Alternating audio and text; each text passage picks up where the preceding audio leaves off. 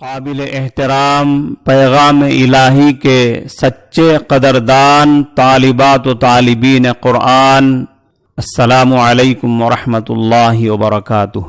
یہ دنیا کی سچی اور روشن حقیقت ہے کہ قرآن مجید وہ عظیم اور لاجواب کتاب ہے جس نے دنیا میں زبردست انقلاب رونما کیا، جس سے جہالت کا اندھیرا دور ہو کر علم اور نالج کا سویرا ہو گیا، جس کی بدولت حیوان بنا ہوا انسان فرشتہ صفت آدمی بن گیا، اور اس بے مثال انقلابی کتاب کی وہی انقلابی شان آج بھی زندہ اور باقی ہے۔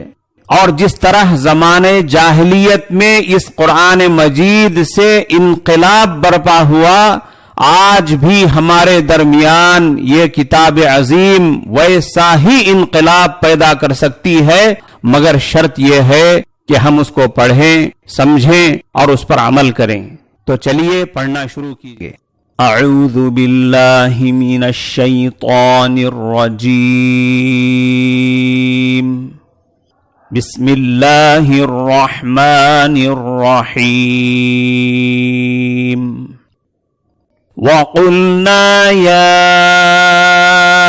آدَمُ اسْكُنْ أَنْتَ وَزَوْجُكَ الْجَنَّةَ وَكُلَا مِنْهَا رَغَدًا حَيْثُ شِئْتُمَا وَلَا تَقْرَبَا هَذِهِ الشَّجَرَةَ فَتَكُونَا مِنَ الظَّالِمِينَ۔ اب آپ اس کو دھیرے دھیرے پڑھتے جائیں۔ اعوذ باللہ من الشیطان الرجیم،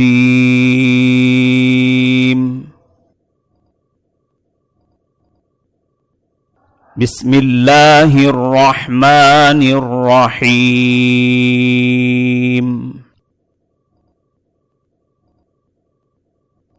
وَقُلْنَا یا آدم اسکن،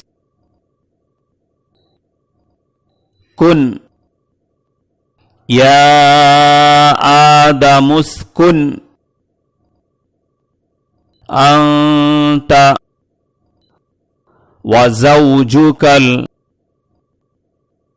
الجنۃ وکلا منہا رغدا حيث شئتما ولا تقربا هذه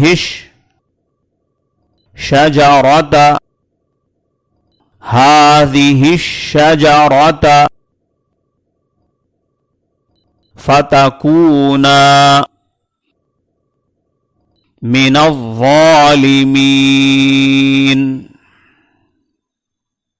اسی کو پھر دوبارہ پڑھیے، من الظالمین۔ فَأَزَلَّهُمَا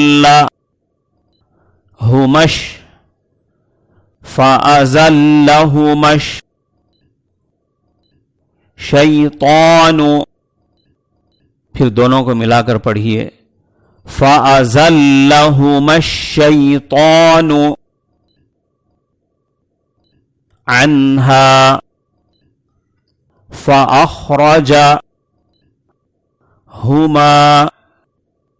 فَأَخْرَجَهُمَا مِمَّا كَانَا فِيهِ، پھر پیچھے سے ملا کر پڑھیے یا صرف سن لیجئے، فَأَخْرَجَهُمَا مِمَّا كَانَا فِيهِ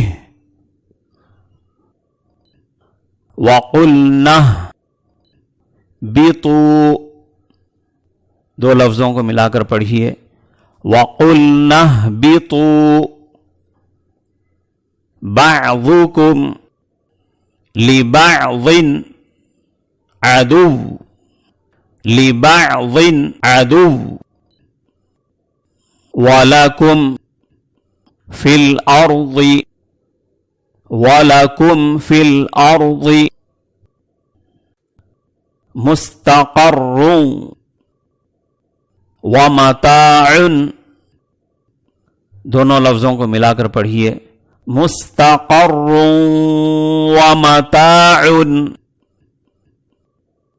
الی حین، پھر پیچھے سے پڑھیے، مستقر ومتاع الی حین،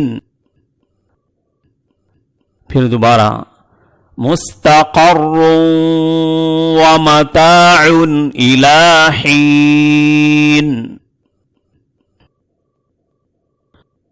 صدق اللہ العظیم۔ معزز طالبین قرآن، ان آیتوں میں آدم علیہ السلام کے قصے کا آخری حصہ بیان کیا گیا ہے کہ جب آدم علیہ السلام کی فضیلت، ان کا گریٹنس اور دنیا میں اللہ کا خلیفہ بننے کی ان کی صلاحیت و قابلیت فرشتوں کو بتا دی گئی تو انہوں نے تسلیم کر لیا، مان لیا، اور ابلیس اپنے تکبر کی وجہ سے اور اللہ کے ساتھ معارضے کی وجہ سے کافر ہو کر اللہ کے دربار سے نکال دیا گیا۔ تو آدم علیہ السلام اور ان کی اہلیہ حضرت حوا کو یہ حکم ملا کہ تم دونوں جنت میں رہو اور اس کی نعمتوں سے فائدہ اٹھاتے رہو، مگر ایک خاص درخت کے متعلق یہ بتا دیا گیا کہ اس کے پاس نہ جانا، یعنی اس درخت کا پھل کھانے سے مکمل پرہیز کرنے کا حکم دیا گیا۔ جو آدم علیہ السلام کی وجہ سے شیطان مردود ہوا تھا، وہ خار کھائے ہوئے تھا، اس نے کسی طرح موقع پا کر اور مصلحتیں بتلا کر اس درخت کا پھل کھانے کی حضرت آدم و حوا کو ترغیب دے کر وہ پھل کھانے کے لیے ان دونوں کو تیار کر لیا۔ آخر کار آدم و حوا سے لغزش ہو گئی اور وہ اس درخت کا پھل کھا بیٹھے۔ اس پر اللہ کی طرف سے ان کو یہ حکم ملا کہ اب تم زمین پر جا کر رہو، اور یہ بھی بتلا دیا کہ زمین کی رہائش جنت کی طرح پرسکون نہ رہے گی، بلکہ وہاں آپس میں اختلافات اور آپسی کشیدگیوں اور دشمنیوں کا ماحول رہے گا، جس سے زندگی کا لطف پورا نہ ہوگا۔ چنانچہ ان آیتوں میں فرمایا گیا کہ اے آدم، تم اور تمہاری بیوی جنت میں رہائش اختیار کرو، وہاں رہتے ہوئے پوری جنت میں آزادی کے ساتھ جہاں چاہو گھومو پھرو، اور جنت کے میووں اور پھلوں میں سے جو چاہو جی بھر کر کھاتے رہو۔ ان کے حاصل کرنے میں تمہیں کسی محنت کی ضرورت نہ ہوگی، اور نہ یہ فکر کہ یہ غذا ختم ہو جائے گی یا کم ہو جائے گی، مگر دیکھو اس درخت کے پاس نہ جانا، ورنہ تم بھی انہی میں شامل ہو جاؤ گے جو اپنا نقصان کر بیٹھے ہیں۔ وہ کون سا درخت تھا اور کون سا پھل تھا، اس کے متعلق بڑے بڑے مفسرین نے یہ کہہ دیا کہ خدا جانے وہ کیا درخت تھا اور کون سا پھل تھا، مگر اس کے کھانے سے منع فرما دیا۔ بہرکیف شیطان نے آدم و حوا کو اس درخت کے تعلق سے لغزش دے دیا، جس کے نتیجے میں وہ اس درخت کا پھل کھا بیٹھے۔ آخر کار شیطان نے آدم و حوا کو اس راحت و فرحت اور عیش و عشرت کے مقام سے نکلوا کے چھوڑا جہاں وہ رہ رہے تھے۔ جب یہ بات پیش آئی تو اللہ نے آدم و حوا کو زمین پر جانے کا حکم دے دیا۔ چنانچہ فرماتے ہیں وَقُلْنَا اهْبِطُوا مِنْهَا، ہم نے کہا کہ تم یہاں سے نیچے اتر جاؤ اور زمین پر چلے جاؤ۔ جنت میں تو محبت و الفت کا ماحول ہوتا ہے، مگر وہاں دنیا میں جانے کے بعد تمہارے درمیان عداوتیں پیدا ہو جائیں گی، اور یہ بھی یاد رکھو کہ تمہیں دنیا میں بھی ہمیشہ کے لیے رہنا نہیں ہے، بلکہ وہ دنیا تمہاری ایک عارضی قیام گاہ ہے۔ چند روزہ مقررہ مدت گزار کر دنیا کو بھی چھوڑنا پڑے گا۔